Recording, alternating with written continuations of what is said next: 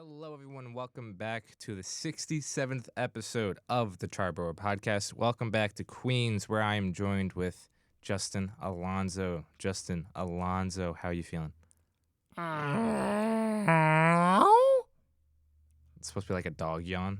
I don't even know. Oh, thank No, you. a dog yawn's more like a ow. Ow. I hope that picked up on the mic. But yes, welcome back to Queens. As we did earlier this week with the Yankees, this is going to be our season grades for the Mets. But before we get into that, some housekeeping. There's a decent amount kind of going on. Kind of not really, but so really quick. Tyrone Taylor had surgeries. It was a hernia and then a loose body, I believe, in his elbow. Should be ready for spring training, but it's just that time of year where, a lot of guys who are worn down is just coming in. Or kind of like all those injuries are coming back and kind of showing what's going on behind closed doors. But might explain Taylor's subpar postseason, maybe. But regardless, should be ready for spring training.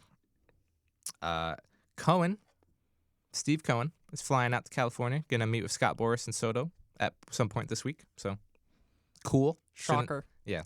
I don't think it means anything, but People are making way nice too to big of it. That's why I didn't even mention it Yeah. in the Bronx, just because it's so... yeah, just informing the people. Now, the first biggest rumor, I'm going to go very quick on this because I don't have a lot, and I don't want this guy. The Mets have been extremely linked to Willy Adames, even with one reporter saying that they offered him a contract already. I don't believe that, but... I find that hard to believe. I also find it hard to believe that word got out there because this Mets organization has been very tight-lipped with Cohen at the helm. But, it sparked the conversation. Willy Adames, who had a good year, I would say...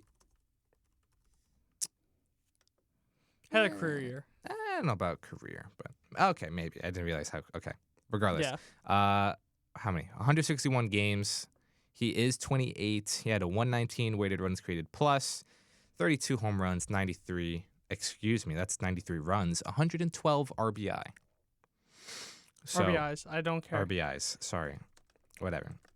But it sparked a conversation about. And really him quick, or because I'm just Pete. looking at his baseball savant. No, that is just a guy that's 50. What?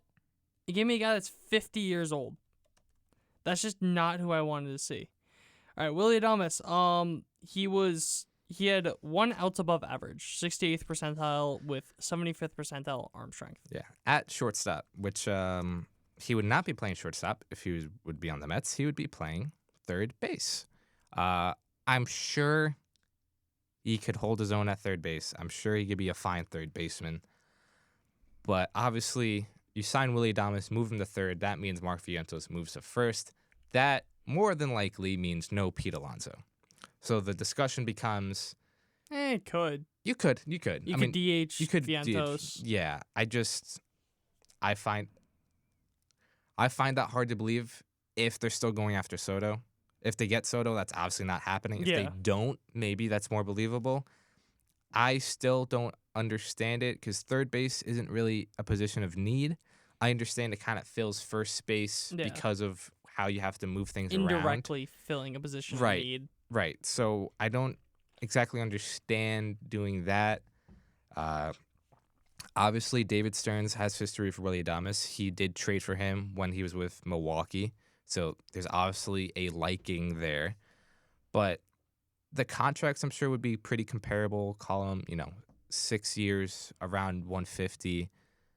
What was the report of the offer? I don't remember. So I'm gonna quickly look that up. I'll find that. But I think the contracts would be pretty comparable. They're pretty comparable in they're pretty comparable in offensive production. What the guy said was he said 7 years, at least 160. Who's the guy? I forget. What's his name? I don't know. Oh. That's annoying. I'll try and figure it out right now. His last name is Rodriguez. I don't know his first name. Okay. Just because I'm reading an article that had Mike Rodriguez. Okay. But, yeah, I feel like those would be pretty comparable. Maybe not 7 years, but, like call it 6 years, 150, 140, something like that. Would you rather him or Pete? Pete. Yeah. I don't even have to think about that. Yeah, for me, it was very quick. Like, I don't want Willy Adames. I mean, it doesn't necessarily exclude you from getting Pete, but I think it excludes you from getting Soto. Yeah. Like, I think you only get Adames if you're out of the Soto sweepstakes. Right. So, I agree. But then again, I also think that Soto...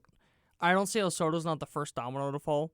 Yeah. Because once Soto signs, these guys are going to get so much... They're going to get so much more money because teams are going to have to be... They're going to need to sign these guys. So right.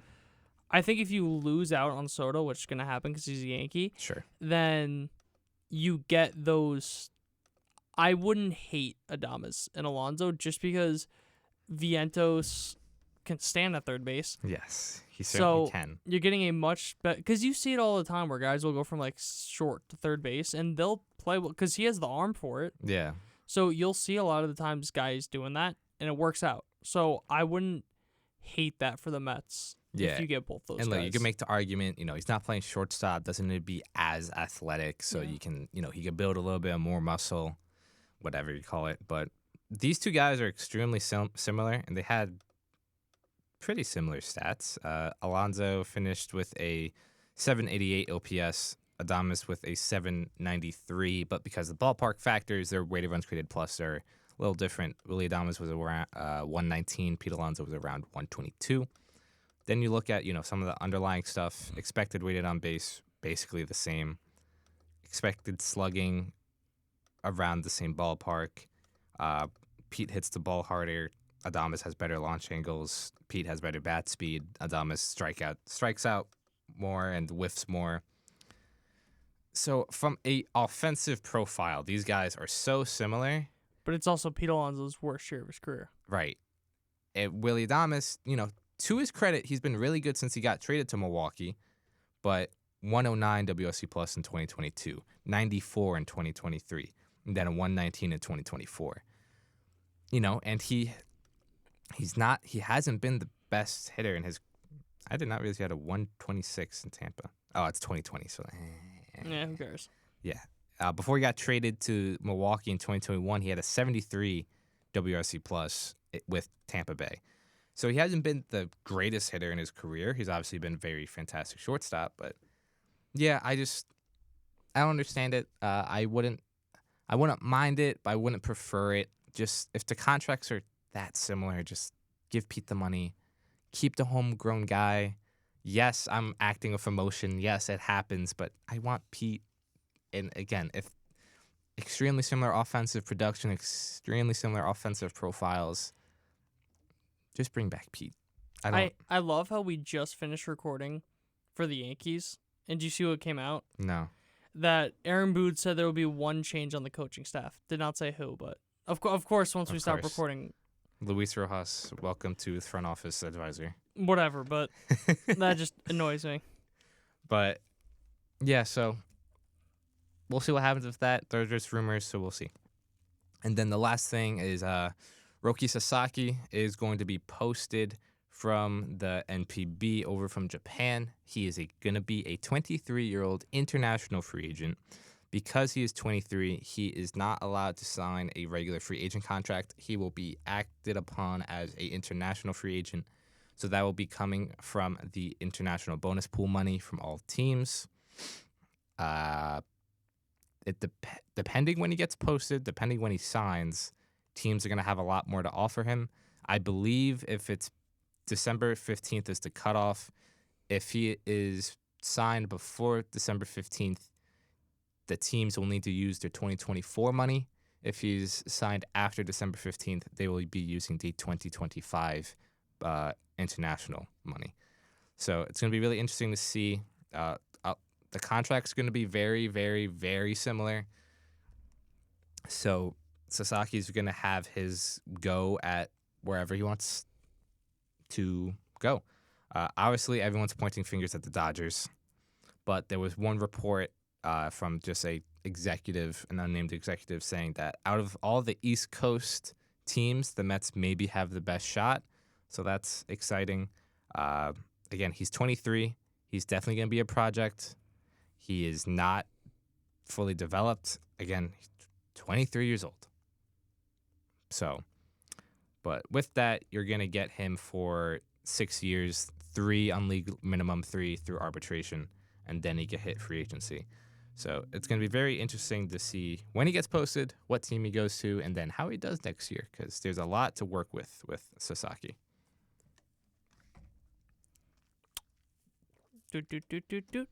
Yeah, no, he's a great, obviously an incredible pitcher. Yeah.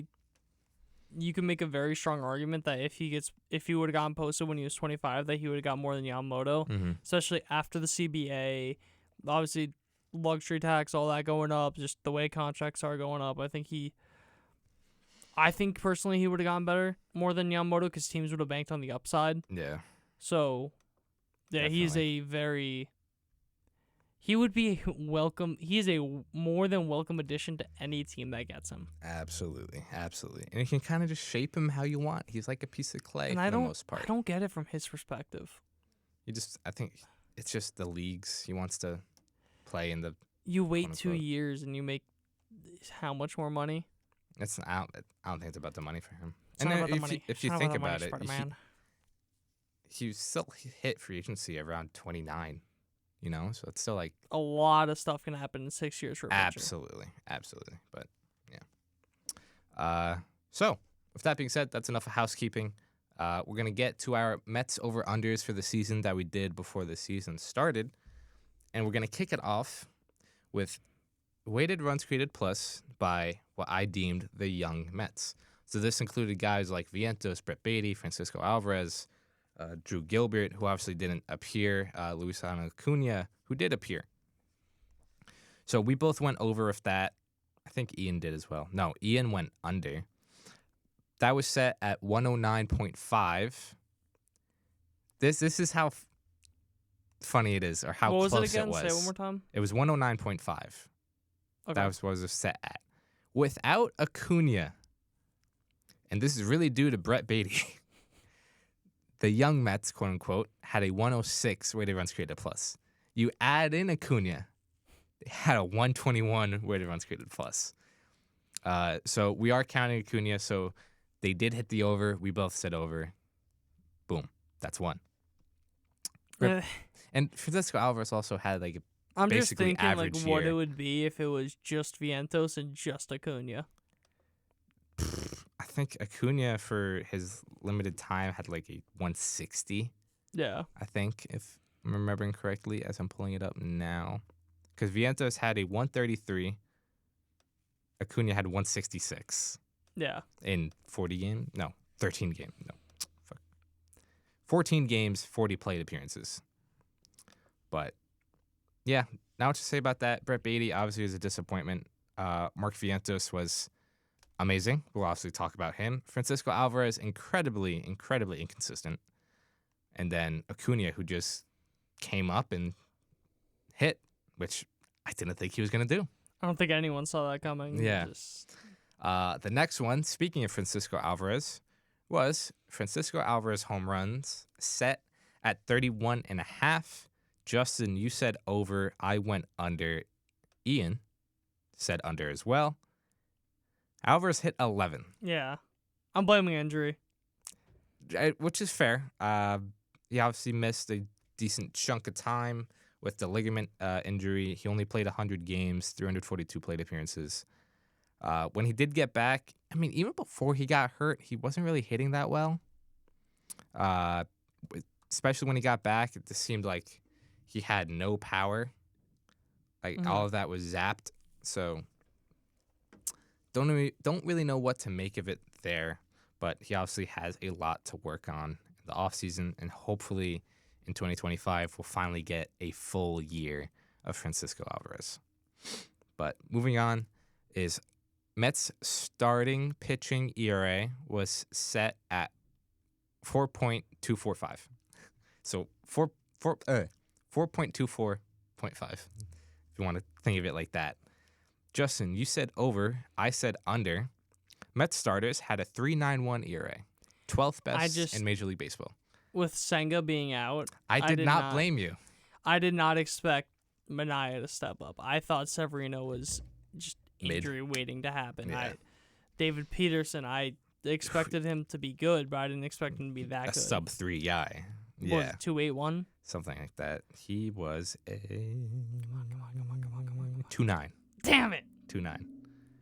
But yeah, I mean, a lot of these guys had excellent years. Sean Manaea 3.4, Severino with 3.9. Like we said, David Peterson with a 2.9. Jose Quintana had a 3.75. They're the reason this Mets team got as far as they did. Absolutely. They absolutely hit a wall in the CS, but yeah. They are the main reason because they overperformed their contracts. Absolutely. So, very glad I went under.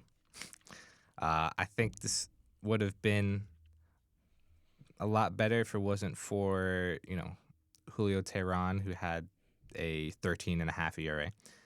Adrian Hauser, who had a 5.8 ERA. That's what I was thinking of. I can remember his name. Paul Blackburn wasn't fantastic when he got traded over. Also had a broken spine. Yeah. Christian Scott was okay, very middling. Jose Buta was excellent when he did start earlier in the season. So, good year for the Mets starters. Next, speaking of starters, Luis Severino, innings pitched, was set at 134.5. Justin, you went over. I did? You went over. I went under.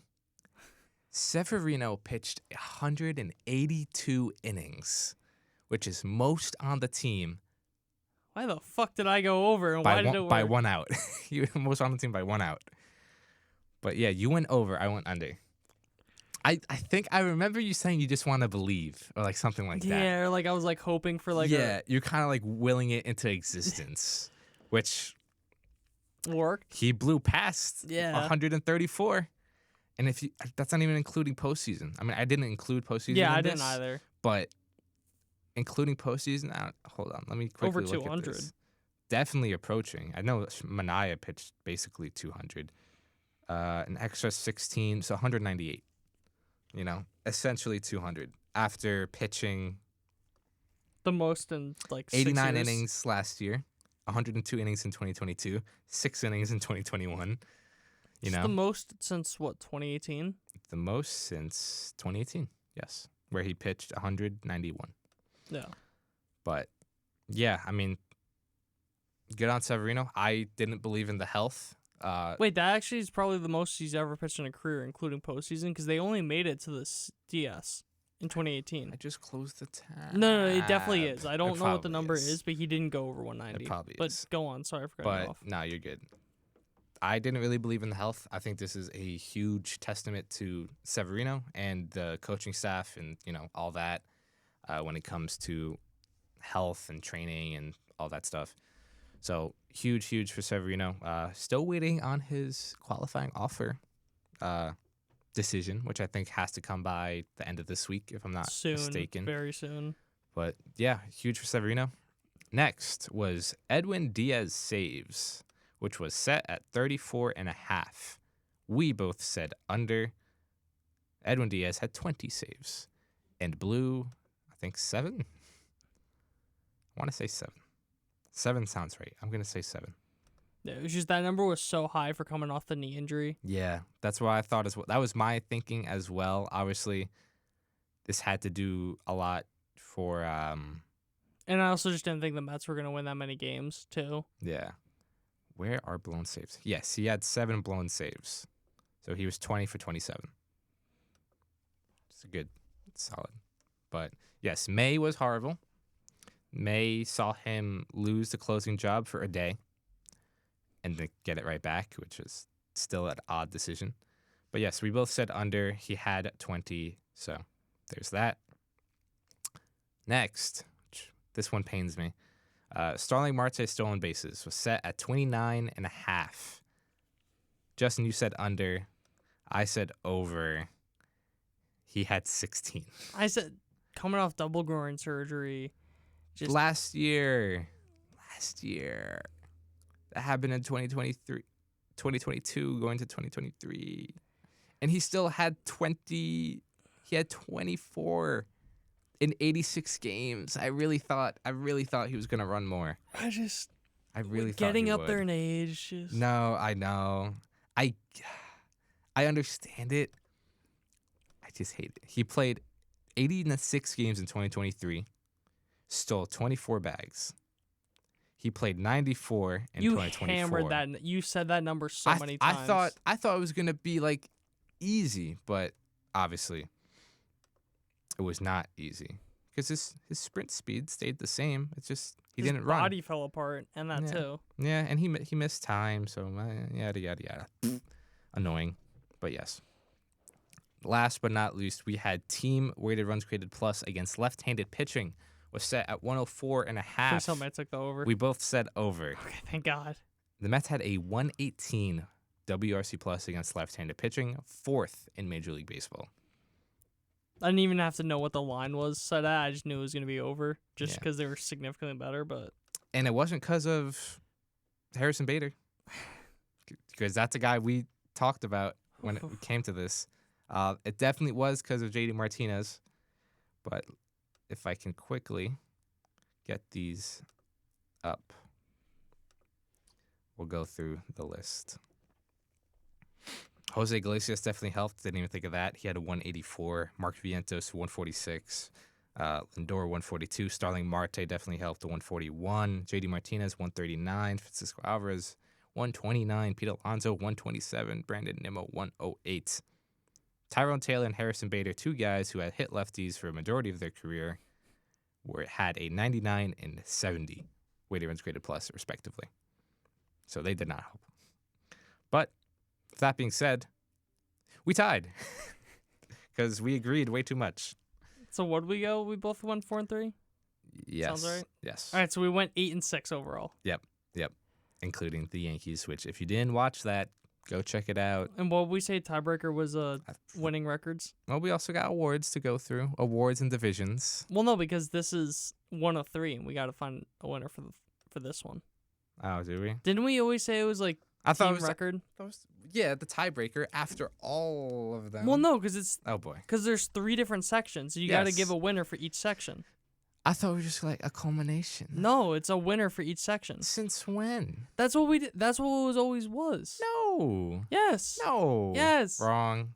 We'll solve this off camera. We're not doing this on camera. It's also not my fault that I swept you last year. So it's not sweep me. I won 2 out of 3. Whatever. Oh, you meant for I think so. Whatever. I had bad picks. I also had bad picks this year, but I did not. Go on. Whatever. Anyways, off to the grades. I'm gonna go through these relatively quick, unless I have a lot to say about one guy. So we're gonna go by. I sorted this by WAR, regular season WAR. So we're gonna start off with the MVP runner-up. Unfortunately, Francisco Lindor. 7.8 WAR, 131-37 weighted runs created plus, 33 home runs, 29 stolen bases. If his back didn't hurt, it's probably a back-to-back 30-30 seasons. I put him in his own tier with S. He's more than fair. Far and away the best player on this team. Far and away the MVP of this team. I mean, I want to talk about Lindor, but what is there to say? I mean, he was clutch. He gave you elite defense. Even with a broken back, he was fantastic. I mean, his postseason got off to a rocky start. He didn't do a ton until the DS. But, I mean, let's see. He still finished the postseason with a 130 weighted runs created plus, which definitely is uplifted by that grand slam. Mm-hmm. But I mean, not much to say about Francisco Lindor. He was the MVP. He was just, I think statistically, his best season of his career. Yes, this is the best offensive season of his career. Obviously, in 2019, no, he hit more home runs than he did in 2019. Yeah, he tied his career high Didn't have as many RBIs, but that's really because he got brought into the leadoff position. Yeah. So he's not going to get as many chances. So many different factors. But this is statistically tied for his best season, which is tied with his 2018 season in Cleveland. But, I mean, just what a player. What a player, especially after the start. Just amazing. I can't say more. I can't speak about Lindor without just kind of like tripping over my words. Next up, we got Mark Vientos. I gave him an A+. Mm-hmm. Plus, plus, plus, plus, plus, plus, plus, plus, plus, plus. That is more than fair. What should I say about Mark Vientos? I mean, this guy barely got any opportunities from 2022 to now. Mm. He got called up, and I think it was April. He hit a walk-off home run, got sent down, came back up, I think, at the end of May. I'm going to check the transaction logs real quick. Sort by Mark Vientos. But, yes, he was called up in April, sent down 3 days later, came back up 2 weeks later, stayed in the majors, and had statistically one of the better seasons by a third baseman this year. He was one of the best offensive third basemen this entire year. Only playing 111 games, still hit 27 home runs, still drove in 71 guys, a 133 weighted runs created plus, an almost 3 WAR season with... Wasn't he not a finalist for Silver Slugger? He was not. And the only reason I will accept is because he wasn't qualified. If that's not the case, it was complete bullshit. I agree with you on that. Like, I get it. Like, if he's not qualified, like, yeah. What, like what more fair. can he do? Whatever. Like, that's fair. But if there's any other reasoning, complete bullshit. No, I 100% agree with you on that point. Yeah, but I'm trying to sort it. I'm trying to sort. Whoa. Because I'm trying to look at third baseman, and for some reason, Jemiah Jones is on my screen. Hey. But with hitters with at least 400 plate appearances, third baseman with at least 400 plate appearances, Mark Vientos ranks second in weighted runs created plus behind Jose Ramirez, who's the best in the game. His slugging percentage ranks second behind Jose Ramirez. His isolated power ranks second behind Jose Ramirez. And home runs, he finished tied for third with Matt Chapman behind Suarez and Jose Ramirez. So, I mean, just what a season from May 15th onwards. What a season for Mark Vientos. Very excited for his future. Obviously, some things for him to work on. The on base was 318. I'd love to see that tick up to at least like 330. I think 330 is fair. I'd love to see that, and the defense improvements. Contrary to Jazz, where he didn't look great, but the stats loved him, Mm-hmm. Vientos looked fine, but the stats absolutely hate him. I think things like -8 out the buzz. Because a lot of things that people forget about -7 with defense is that athleticism matters in how people perceive you as a defender. Yeah. Because Jazz is, I don't want to be mean to Vientos, but 10 times the athlete that Vientos is, and that may be underselling it. Yeah. Concrete legs Vientos. So he's obviously going to get to more balls. Getting to more balls makes it seem like if on the tougher plays, he may not get to it because it's such a tough play. But Mark Vientos can't even fathom getting that close to a baseball. Yeah, and he's made some excellent plays. Yeah. But I just think it's a range thing. Me too. Cause he's not going to have the range because he's not that. Yeah. I don't know if it's a reaction, athleticism, whatever it is, but Yeah, if you quickly look through at like they divide it by like which way he goes. Yeah, the worst part is -4 toward first base. So going to his left is really bad. Thankfully, he has a Gold Glove shortstop right next to him. Mm-hmm. So that probably saved him a few plays. But regardless, Mark Vientos, what a season. Just amazing. Brandon Nimmo. I think this was my toughest grade. Because I'll just put it this way. I'm not going to give the grade yet. In the first half, he had a 133 weighted runs created plus. The second half, he had a 72. His postseason wasn't great.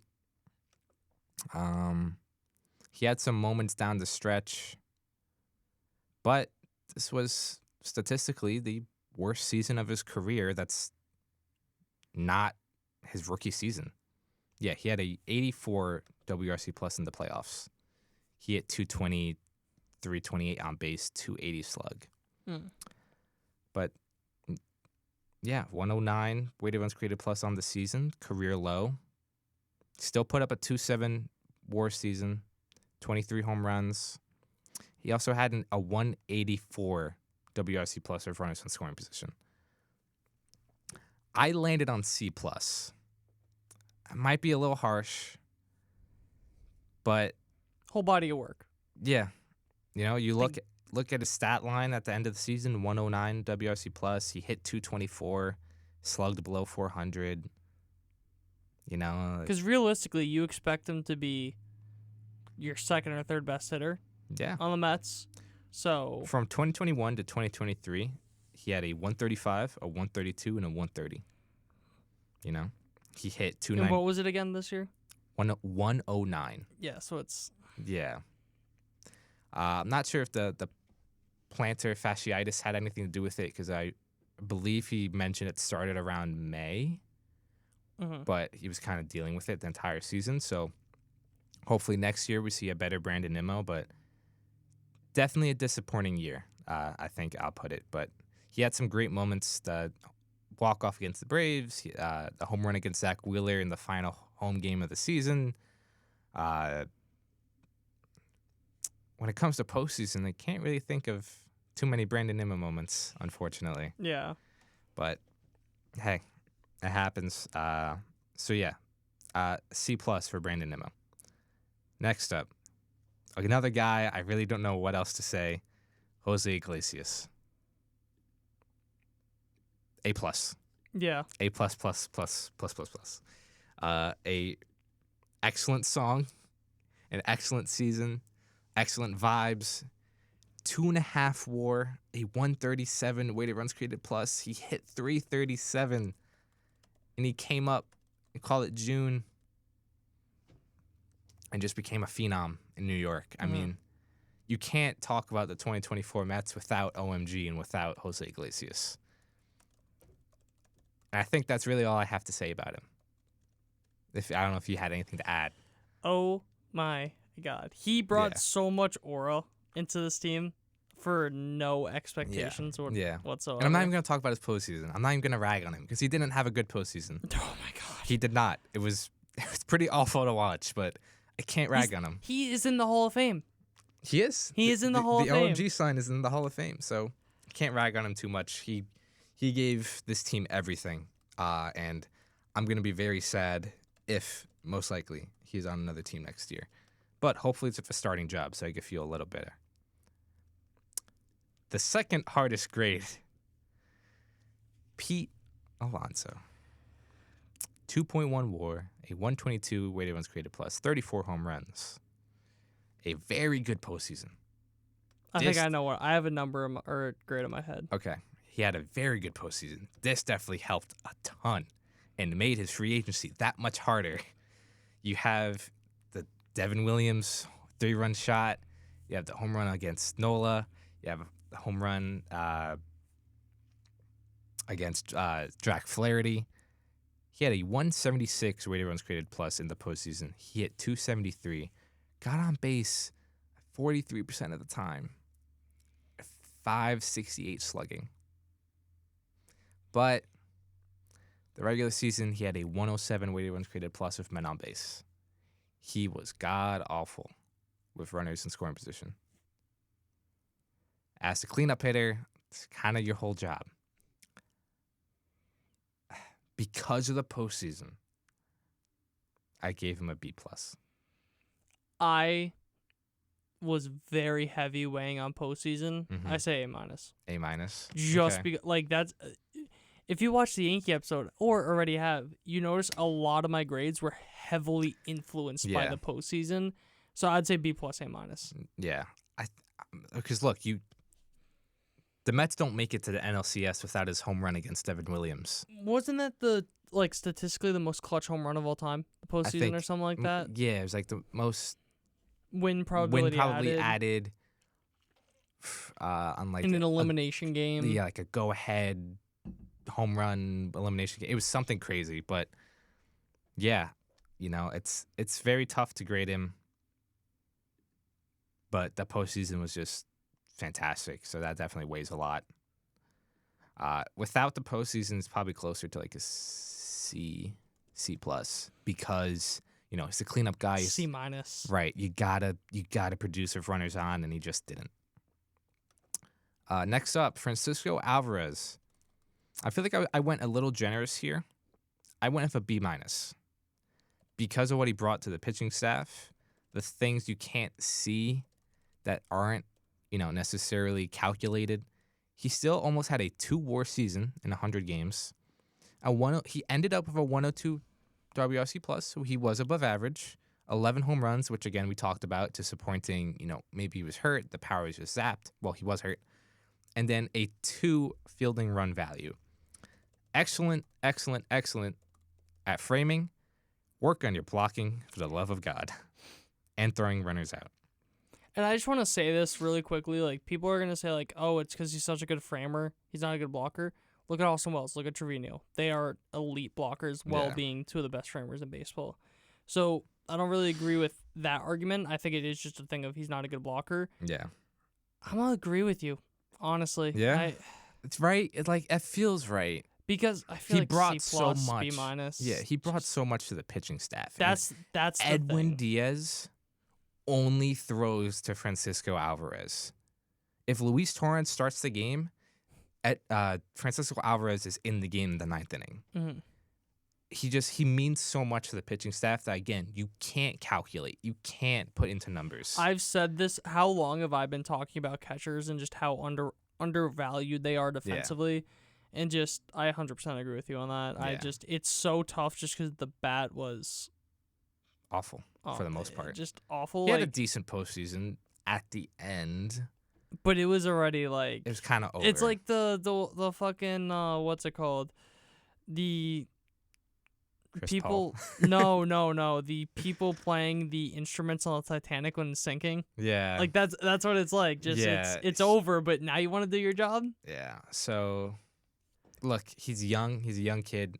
I think it's pretty evident he dealt with some, not mental issues, but, this was the first time he really struggled as a baseball player. So that got to him mentally. I remember there was a pregame interview, I think before Game 4 of the CS, where he was just talking how, some guys came up to him and kind of just like, hey, keep your head up. You're so a great player, one of those things.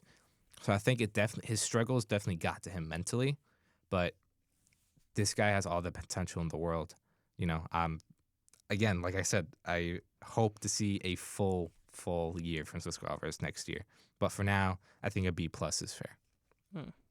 Oh, you said B+. I mean minus. I was gonna say. I mixed it up, but B- for Francisco Alvarez. I lumped these two guys together, Harrison Bader, Tyrone Taylor. They played a very similar role, so I feel like it was okay to lump them, and I gave them pretty similar grades. Harrison Bader had a 1.3 WAR season with 85 weighted runs created plus, 51 RBI, which was a career high, 10 outs above average. Tyrone Taylor, 1.2 WAR, 98 weighted runs created plus, 5 outs above average. I gave both of these guys a C. They did their job. Bader was really good in the early season, especially in clutch situations, and then swung at balls that would have hit him in the eyes. I think I finished what you're saying. That was really it. Well, because did you have something on Taylor too? Taylor's a perfect fourth outfielder. I think he just played too much, and maybe the surgeries that he had that had to do with it down the stretch, but I think he played a lot, so that kind of wear and tear. I feel like I don't think you could give them the same grade. I'd almost give Bader a C- and then Tyrone a C+. Which averages out to a C. No, I know. It's just I think that you got to give a little bit of an edge to Tyrone. Tyrone, I love Tyrone. So I would give him a little bit of an edge just because Bader, fair. when he got bad, he was god awful. But the way I thought of it is he did his job. He definitely did his job. exactly. But at the same time, he was Awful. at the plate just such a migraine to look at. Awful. At least it was a quick at bat. It was a quick at bat. It's always a quick at bat with him when he's bad. Like you know the at bat's over when he swings at a fastball that's like eye level. Like, dude, what are you doing? I think I also gave Bader just like unconsciously a little more because it just vibes. Mm. He's such like, look, as much as I rag on him for his bat, he's such like a fun player to watch. Everyone loves him. Yeah, he's an easy guy to root for. He's good. You know, New York guy. Right. Excellent defensive player. He's such a team guy, like for his crop tops before the games. Like, as much as I ragged on him, I will miss him. I'm sure he's not coming back, so I will miss him. Next up, Jeff McNeil. This is a story of two Jeffs. First half Jeff was god-awful. Everyone calling for him to be sent to the moon. Second half Jeff, he was arguably your best player, but not named Francisco Lindor. Second half, a 156 weighted runs created plus, a 376 on base, a 547 slugging percentage. How many games was that in? That's an excellent question. Because he got hurt beginning of September, so call it. Okay, that's a much bigger sample size than I thought. Yeah, it was. call it mid-July to beginning of September. But I will get you. I'm gonna have to reevaluate my grade for him. The numbers. Call Second half, he played 40 games. Dude, I was literally gonna say call it 40 games. Yeah, but he hit 289. He made some noticeable mechanical adjustments, which is why I'm more high on him moving forward because I think those are sustainable. At the end of the day, though, a 1.3 WAR season, a 97 weighted runs created plus, I gave him a C-. I was gonna give him a C- because I thought it was only like 15 games. Yeah. But you being said, I do value future in grades.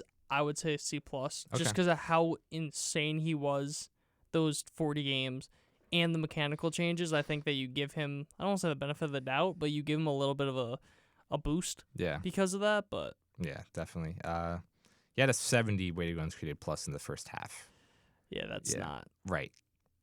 He was pretty bad. So he did run a pretty high BABIP, but, you know, a 316 BABIP with a 156 weighted runs created plus. If it could be a 120, I think that's fair. Yeah. A 115, 120. Thank you. He's going to be in the back of your order, too. So. Right. He's going to be hitting 7, 8, 9, whatever, you know, depending who you sign. But Soto, anyways. Starling Marte. The postseason definitely had a pretty big influence on that. I gave him a C+, a 0.6 WAR season, god awful defensively, a 104. I think he gets a C just because of the defense. Yeah, a 104 rated runs created plus for the season. For the postseason, the stats don't tell at all because he was hitting the fuck out of the ball. I wish it gave you like the hard hit percentage. But he had a 103 weighted runs created plus in the postseason. But he was like involved in every rally. I feel like when a rally started, Starling Marte was in the middle of it. But yes, the defense was statistically one of the worst defenders. Forget about right field. One of the worst defenders in baseball. And he only played, what, you said 90 games? 96 games. Very inconsistent. Beginning of the year, 118 WRC plus. In May, 96. June, 133. Missed all of July. Came back in August, 52. And then September, October, 98. He's an every other month guy. Apparently.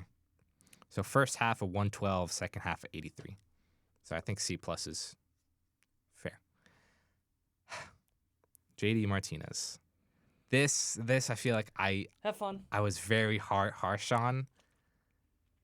So you might not agree, but at the same time, he's a DH. He had a 108 WRC plus for the year. Gave him a D plus. I would say C, just because one of the biggest Mets problems going into the year was hitting lefties. And like you said, he was very good against lefties. That's fair. So I would give him a little bit of credit just because of that. It's like C minus C, just because of that. Yeah, and his walk-off home run, which I was there for, against the Marlins. Oh, you got to give him a C minus, like how I did with Judge. Like I was there. No, you got. I'm sorry. I got to disagree with you. You got to bump that up. C minus. I'll call it C minus. That essentially started that huge run in June. He also hit a grand slam against the Braves, which I was also at. I think I should have gone to more games. JD Martinez just did better when I was there. I just thought about this. You gave obviously it's not the same, but you gave Iglesias such a high grade because of what he meant to the team for vibes and kind of how he did that. So I think a C minus. You got to give him the C minus. I know you did, but like a C minus from the D plus because of he kind of started that run. Yeah, like first half 130 weighted runs created plus, amazing. Second half 79. What? And he had a god awful postseason. He had a god awful September. Yeah. Father Time caught up. He had a 17 weighted runs created plus in September. 17. And look, coming off a career year of the Dodgers, which was, to my mistake, I was expecting a lot. 130. You would say a career year? Not career year, but like I was going to say 2018 was career rejuvenation. Resurgence. A 135 WRC plus with the Dodgers, 33 home runs. He hit 16 with the Mets. So I'll say C minus. Because, look, there are also things that I'm sure he did behind the scenes that you can't see. But regardless, C minus for JD Martinez. Jesse Winker, I'm going to quickly. He's probably one of the biggest changes due to the postseason. I gave him a P. I gave him a B. He was worth exactly 0 WAR with the Mets. He had a 97 WRC plus in the regular season and 129 plate appearances. And then hitters not named Mark Vientos. There was nobody better on the Mets in the postseason. He also suffered from what I'm calling delusion in not playing him. Managerial disservice. So I think he definitely should have played a lot more, and I think that kind of has a lot to do with it. Definitely. Moving on to pitching. I'm going to quickly just go through the starters. I'm just going to go through the 4 big guys because the 5th spot was kind of very rotatey. Sean Manaea, S. As you can see, I gave one for the... I would have given him an S minus. S minus. A 2.8 WAR season, 32 starts, 181.2 innings in the regular season, 200 innings including postseason, a 3.47 ERA. He became the ace down the stretch. You've heard the story a million times. Copied Chris Sale's delivery, was really good. He had good starts in the postseason. He just ran out of gas. That's really what it came down to. Sean Manaea, excellent. I will be very sad if he's not on the Mets next year. Yeah. Luis Severino, A.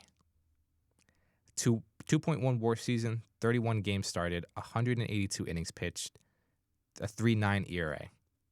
Again, I didn't have him reaching 135 innings. So expectations weighed a lot in this. He had a good postseason, decent postseason. If you feel it a ground ball in Game 3, maybe things are a little different, but that's besides the point. He was good. He, at times where Manaea was still kind of inconsistent, Severino kind of picked up the Mets pitching staff sometimes. So, Luis Severino gets an A from me. What do you think for Severino? Since obviously you watched him for much longer. It's so tough. It really is, because I think there's a much stronger argument when you consider so many different things that this should be an A+. Really? just when you consider most innings in his career, and if you add up like the last 5 years of his career, I'm pretty sure it doesn't add up to how many innings he pitched this year. Yeah. So I think that's fair. for it being a 1-year deal, it being what, like 10 million, I think it's 13. 13 million, nothing, a flyer, call it a flyer, and you got that production. Like if you give Mania an S, I think you got to give Severino an A+. I gave him an A. No, Because I know. a 3.9 is solid. It's the innings. Yeah. You know what I mean? That's fair. I think that the innings and the health are kind of what stand out to me. That's and fair. also just how you got to give him a lot of credit for changing how he is as a pitcher. How he changed to be a lot more of a ground ball guy than a strikeout guy because he realized his stuff was dipping. Yes. So I think definitely there definitely should be a lot of credit given to him for that. That's fair. That's fair. I will accept an A+, but I will keep my A. Wrong. Speaking of A+, David Peterson, I mean, missed a majority of the year, still put up almost 2 WAR, 21 starts, 121 innings pitched, a 2.9 ERA. What else is there to say? Yeah, got moved to the bullpen in the postseason more out of necessity, and he excelled there for a while. David Peterson, man, what a season for him! A career year. The peripherals don't love him, so next year is going to be a different story. He's but like typically a ground ball guy, right? yeah, so that definitely has something. Look to do at Logan with it. Webb. Right. He's a perfect example where they don't love him, but he's a ground ball guy. So, definitely excited to see what David Peterson has in store next. Jose Quintana, I gave him a B+. He put up 1 WAR, 31 starts, 170 innings, a 3.75 ERA. He was pretty awful at times, kind of like how we talked in the Yankees about the walks, just a slog. Jose Quintana was the epitome of that at times. But look, at the end of the day, a 3.7 ERA. He pitched in 2 elimination games, I believe, at least one. And he excelled. Just to go month by month, a 7.20 ERA in May, a 5.63 in August. Everything else was pretty good. So Jose Quintana was just, you kind of knew what you were gonna get for the most part. What'd you say, B+? B+. He had a good postseason. I'd give him like a B extra. A B and then some. Yeah. B and then some. All B right. half plus. B half plus. And then I'm just gonna. It's so hard to do grades because I know. I wish it was almost on like a percentage. Yeah. You know what I mean? Because like there's certain guys like Severino. Like if a 97's an A+, I'd give him a 96. Yeah. You know what I mean? Like right there, but not so Yeah. much. Yeah. I'm gonna highlight 3 relievers. Before my laptop dies. Edwin Diaz, I gave a B. 4. A B. I think that's very generous. I was gonna say I think that's very. I think this may be harsh, but like a C-. I wouldn't blame you. It's D+, C- just because of expectations. Then you also got to realize He's coming off knee injury. That's what I was gonna say. So it's like I think I'd give him a C. Okay. Just because he's coming off the injury, I'd give him a C. 54 games, 53 innings pitched, 20 saves, a 3.5 ERA. Not Edwin Diaz, but it's still a good season. He had almost 40% K rate. His FIP was 302. He had a good postseason. The one blow up was Game 2 against the Phillies. Every other time, he was excellent. Down the stretch, he was great. He pitched so much in that Braves Milwaukee week. That was just insane. But yeah, in September, October, he had a 1.9 ERA. Yeah. So you got to give him credit for that. Right. And then you include the postseason in that, I think, and my laptop said, I think that's why I gave him what I did. So, phone, thank you. So it's a B for Edwin Diaz. Jose Buto, he had 7 starts and then from there appeared in 23 games as a reliever, 74 innings pitched, a 2.55 ERA. I also gave him a B, just because. Interesting. Yeah, I didn't realize that until now. But just because I understand it was in a role that I wasn't used to, but you use him for 2 innings and then you couldn't touch him for like 2 days. That's also not his fault. I know it's not his fault. I was gonna say because that's more on the coaching. Yeah, because he's never relieved in his life. But he also had a god-awful postseason.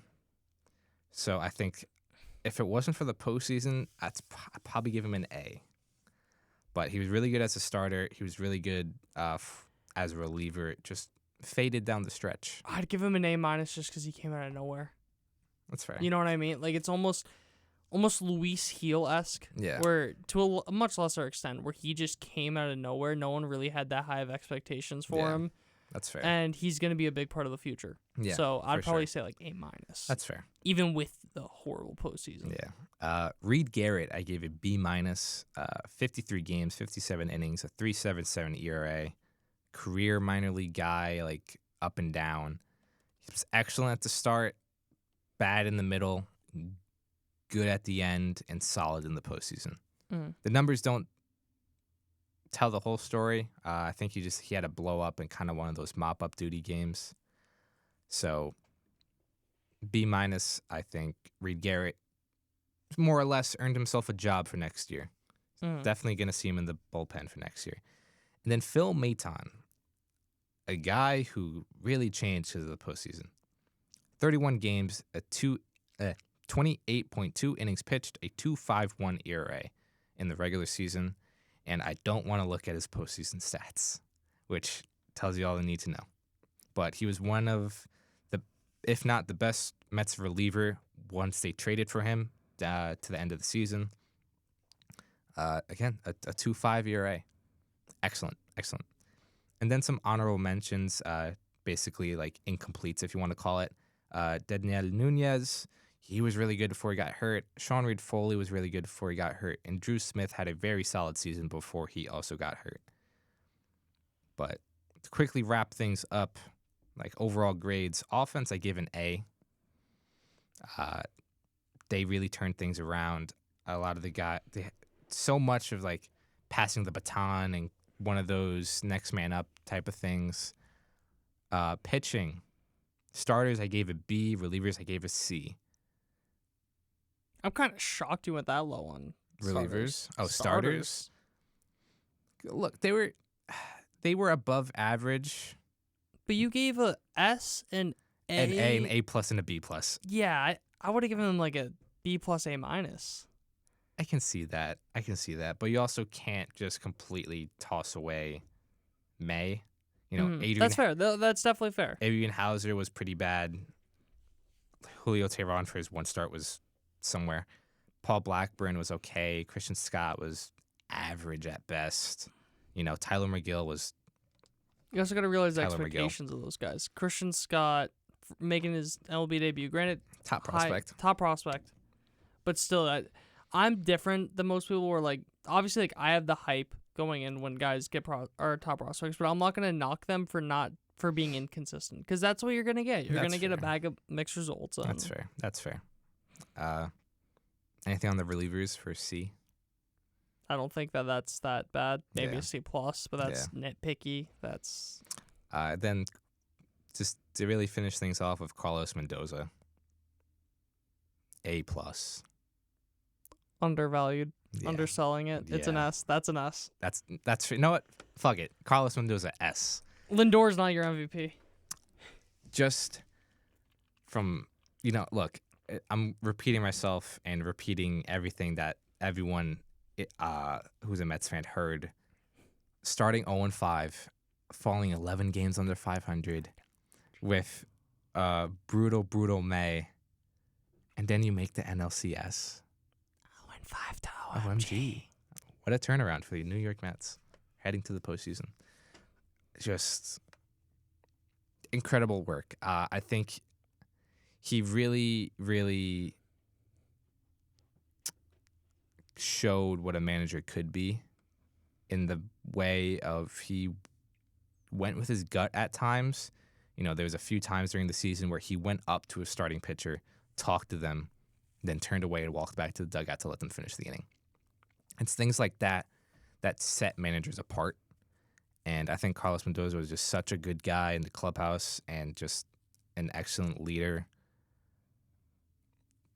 I can't say enough good things about Carlos Mendoza. I think he shattered my expectations and completely obliterated yours, I think.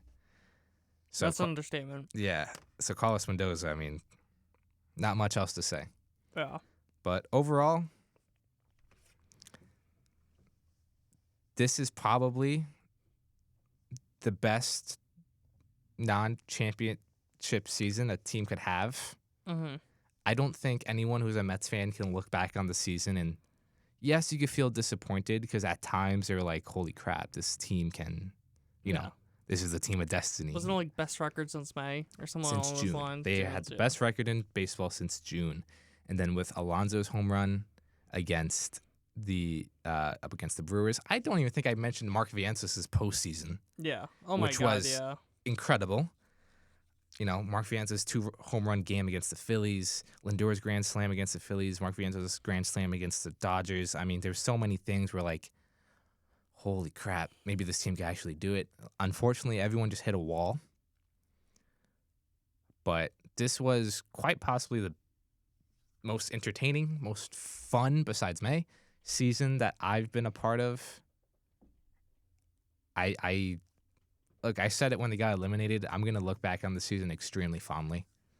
You know, covering it with you and like everything to do with it, that has a lot to do with how I feel about this season.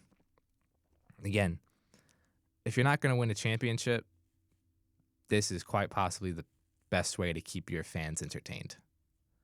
You know, no one had them making the play. Not going to say no one. A lot of people didn't have them making the playoffs. And they're one of the final 4 teams standing. And lost to the team that ended up winning the World Series.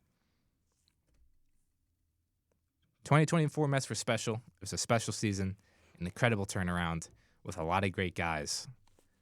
But it's time to look to 2025. Obviously, from here on out, we'll be talking about offseason predictions, rumors, all that stuff. But the 2024 Mets cemented themselves not only in Mets history, but baseball history, because again, the OMG signs in the Hall of Fame. When a team starts off bad, I'm sure as hell gonna see people talking about the 2024 Mets. Yeah. I got nothing else on the season. If you would just want to add any closing remarks. Crazy. Overall, going into the season, not expecting to be good, starting off 0-5, then doing that, that's wild. Like, there's nothing more that hasn't been to say, just because you don't see this happen that much. Just the insane turnaround. Yeah, absolutely. Just insane. But with that being said, thank you guys for listening. Thank you guys for watching. As always, remember to subscribe to us on YouTube, follow us on Spotify and Apple Podcasts. Leave us a 5-star rating there. We greatly appreciate it. It really helps us out. Remember to follow us on all of our social media accounts at Triboro Podcast on Instagram, Facebook, TikTok, again, YouTube. Yeah. That's about it. 2024 Mets. Crazy. Thank you guys for listening. We'll talk to you next time.